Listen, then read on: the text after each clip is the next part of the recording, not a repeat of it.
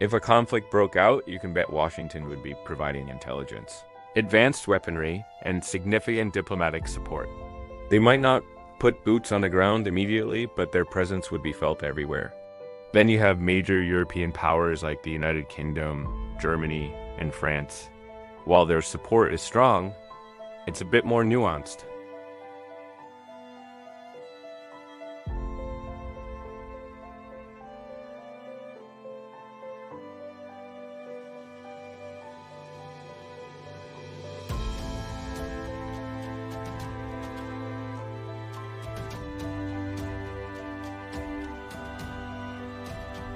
Russia could provide Iran with advanced military hardware, intelligence, and crucial diplomatic cover, especially at the United Nations Security Council, where its veto power is a game changer.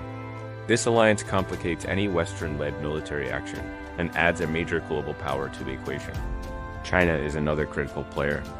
While not a military ally in the same way as Russia, China has deep economic ties with Iran, particularly through oil imports and its Belt and Road Initiative. Beijing's primary goal is stability to protect its investments and energy supply. So, while they might not send weapons, they would use their immense economic and diplomatic influence to call for restraint and mediate a peaceful resolution.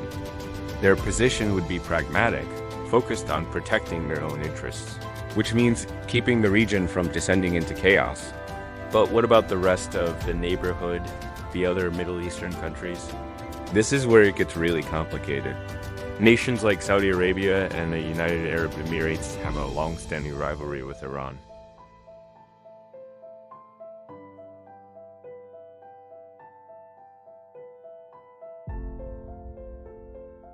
Their main goal would be to see Iran's power diminished. On the other side, Iran has its own network of regional allies and proxies, often called the axis of resistance. This includes groups like Hezbollah in Lebanon, the Houthi movement in Yemen, and various militias in Iraq and Syria. These groups are ideologically aligned with Iran and armed by it. In a conflict, they would almost certainly launch attacks on Israel and its interests from multiple fronts, turning a direct confrontation into a messy, multi-front regional war. This proxy network is a key part of Iran's strategy, allowing it to project power far beyond its borders. So, as you can see, a conflict between Iran and Israel wouldn't just be a two-player game. It would immediately draw in global superpowers and ignite a regional powder keg, pulling in countries with their own complex agendas. The United States and its Western allies would back Israel or Russia, and to a lesser extent, China would support Iran.